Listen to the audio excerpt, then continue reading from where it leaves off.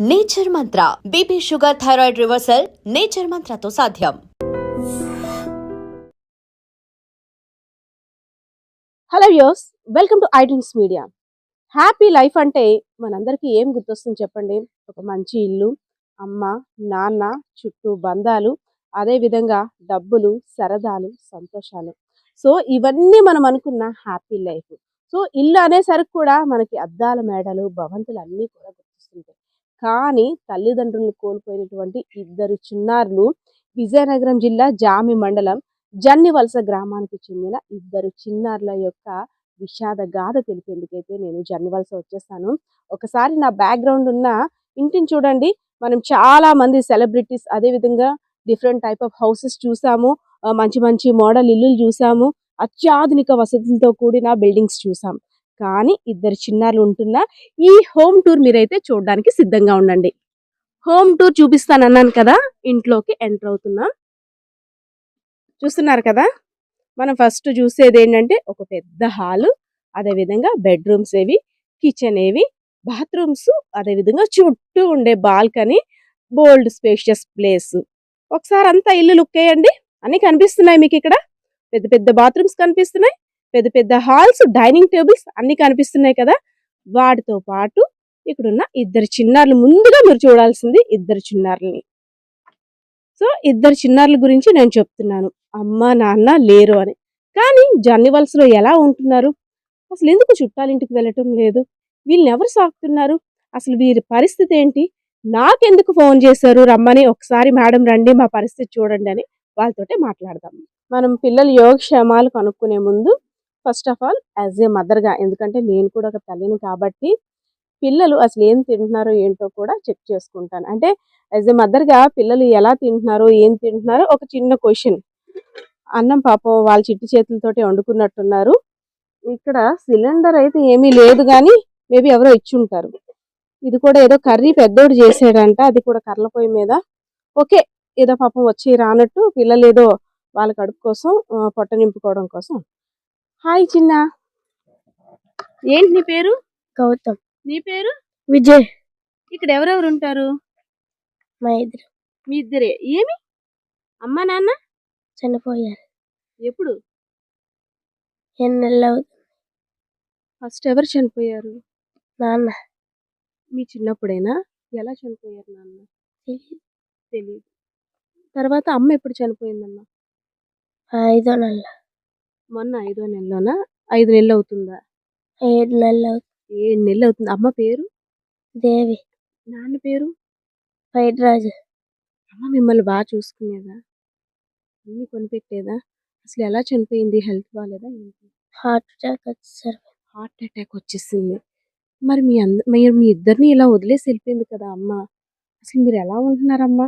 చిన్న పూరి గుడిసే, అసలు బయట కూడా ఏమీ సరిగ్గా లేదు, కుక్కలు, ఇదంతా చుట్టూ లోన్లీ ఏరియా. భయం వేయట్లేదా మీకు? భయం వేస్తుంది. స్కూల్కి వెళ్తున్నారా? ఏ స్కూల్? ఇది ఎంపీపీ స్కూల్. అవునా? మన తమ్ముడా అన్నయ్య? అన్నయ్య. అన్నయ్య. నువ్వే class చదువుతున్నావమ్మా? 7th class. 7th class. నానా, ఇక్కడ మీ ఇద్దరే ఉంటున్నారు కదా, భయం వేయదా మరి? మరి మీకు బట్టలు ఇవన్నీ ఎలా అమ్మా?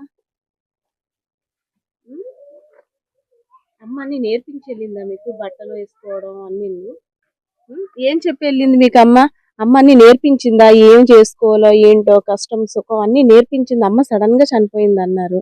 మరి మీకు ఎవరు చేస్తారు? మీ బట్టలు వేయడం కానీ, వంట చేయడం కానీ, ఇల్లు శుభ్రం చేయడం.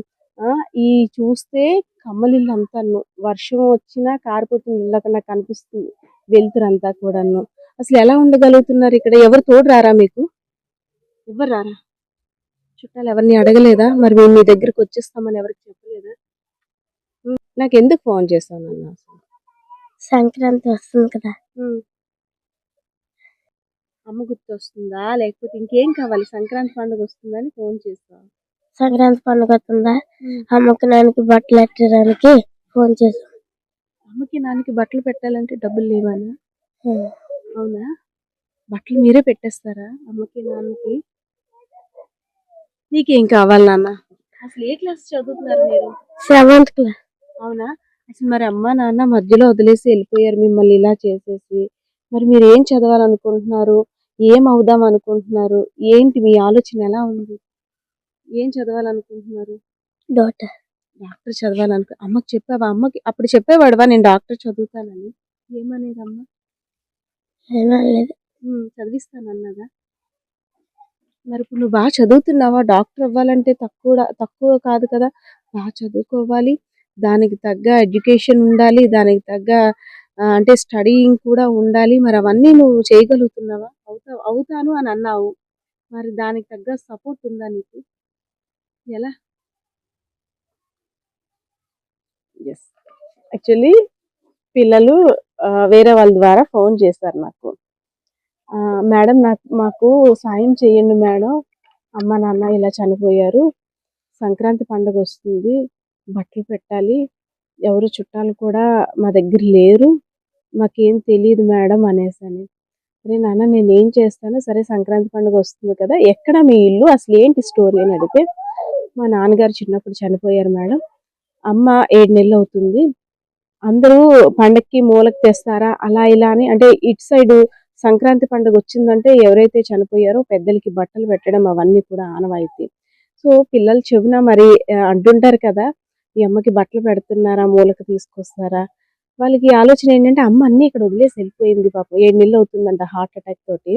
ఇవన్నీ ఏం చేసుకోవాలో కూడా వాళ్ళకి తెలీదు.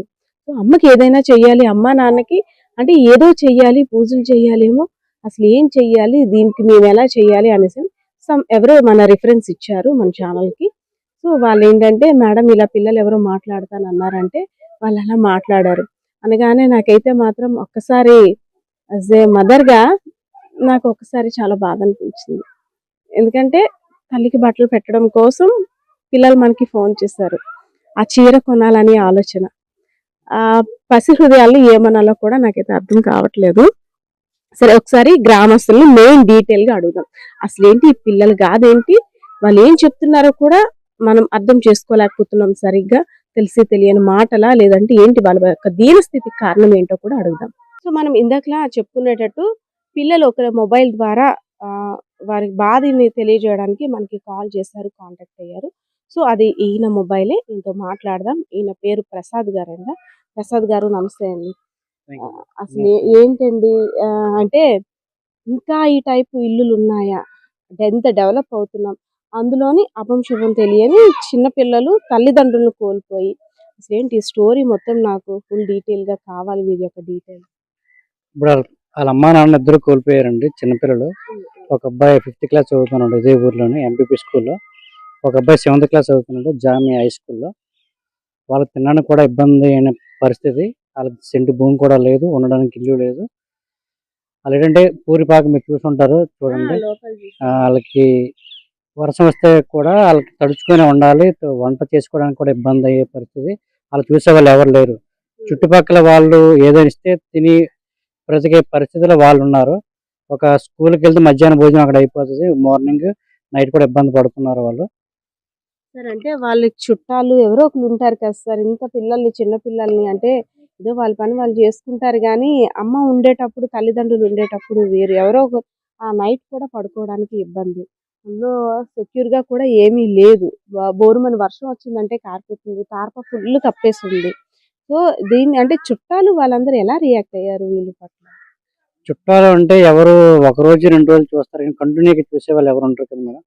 నెక్స్ట్ ఏంటంటే వాళ్ళ చుట్టాలు ఎవరైనా వచ్చి ఏదో చూసి వెళ్ళిపోయి ఏదో చేస్తారు కానీ కంటిన్యూగా వాళ్ళకి ఇబ్బంది అయితే ఉన్నది. ఆహ్, చాలా ఆళ్ళైతే మరీ నాకు తెలిసైతే ఇలాంటి జీవితం ఇంకా ఎవరు కూడా ఎవరు చిన్నపిల్లలకి ఇలాంటి ఇబ్బందులు రాకూడదు.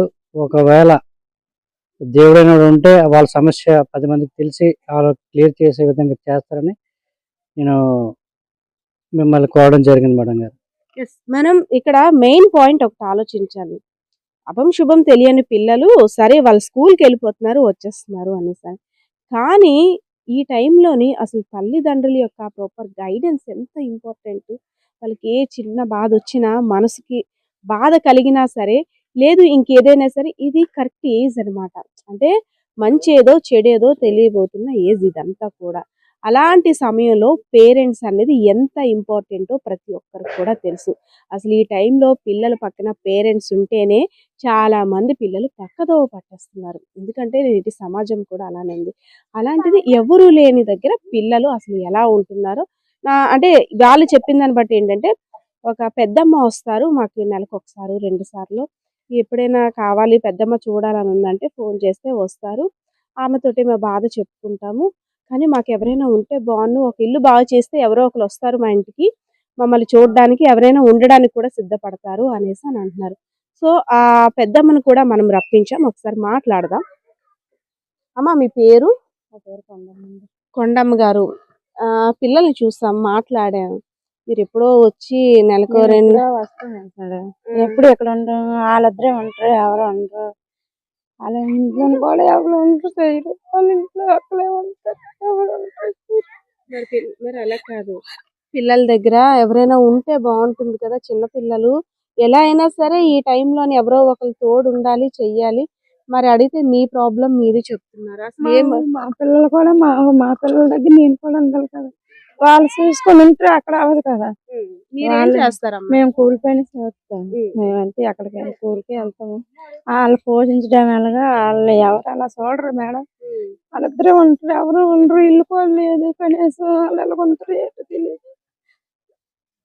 ఇక్కడ మనం ఒకటి గమనించినట్టయితే ఊరి ప్రజలందరూ కూడా తల్లిదండ్రులుగా అయ్యారు. ఎందుకంటే ఏదైనా చిన్న కష్టం వచ్చిందంటే ఓన్లీ మన ఇంట్లో పిల్లలే కదా అని వాళ్ళు వండుకున్న దాంట్లోని ఇంత తీసుకొచ్చి ఇస్తున్నారు.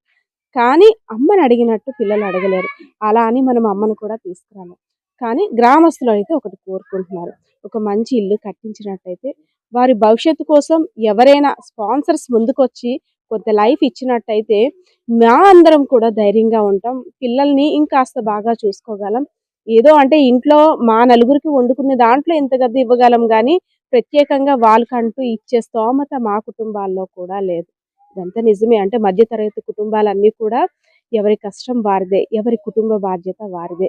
ఏదైనా ఎవరైనా కష్టం అంటే 1 నిమిషమో 2 నిమిషాలు, లేదంటే మనం వండుకున్న దాంట్లో ఒక 10% 20% ఇవ్వగలుగుతారు. కానీ రోజు అంటే పిల్లలకి పెట్టడం ఆ కుటుంబ సభ్యులకు కూడా భారమే. సో ఏదైతేనే ఈ ఇద్దరి చిన్నారుల గాథ చూసిన తర్వాత మీ అందరికీ ఏమనిపించింది? ఆపన్న హస్తం కోసం ఎదురు చూస్తున్న ఆ చిన్నారులకి ఎవరైనా స్పాన్సర్స్ ముందుకు వచ్చి ఇల్లు కట్టించినట్టయితే, లేదంటే మేము మంచిగా చదువుకోవాలనుకుంటున్నాం, తల్లిదండ్రులు లేని పిల్లలం కదా, మాలాంటి ప్రాబ్లం ఇంకొకరికి రాకూడదు అనేసి మనం ఆ చిన్నబ్బాయితో కూడా మాట్లాడాం. తను కూడా అసలు ఏం మాట్లాడాలో కూడా డాక్టర్ అవ్వాలని తన ఆలోచన చెప్పాడు. అంటే మనం ముందు వచ్చేటప్పుడు మా అమ్మ హార్ట్ అటాక్తో చనిపోయింది కాబట్టి అలా ఇంకెవ్వరు అవ్వకూడదు, ఇలాంటి మాలాంటి పిల్లలందరికీ కూడా మేము సేవ్ చేయాలి అనే ఆలోచన ఉన్నట్టు చెప్పారు. సో ఇదంతా ఆలోచన మనం విన్న తర్వాత వాళ్ళకి ఏ విధంగా సహాయపడగలమో సహాయపడదాం, వారికి ఒక చేయూతనిద్దాం. సో పరిస్థితి ఇది. కెమెరా పర్సన్ బాలకిషోర్తో పద్మ, ఐడ్రీమ్స్ మీడియా, విజయనగరం. నిజంగా ప్రస్తుతం ఉన్నటువంటి సమాజం దేనికి ప్రయారిటీ ఇస్తుంది?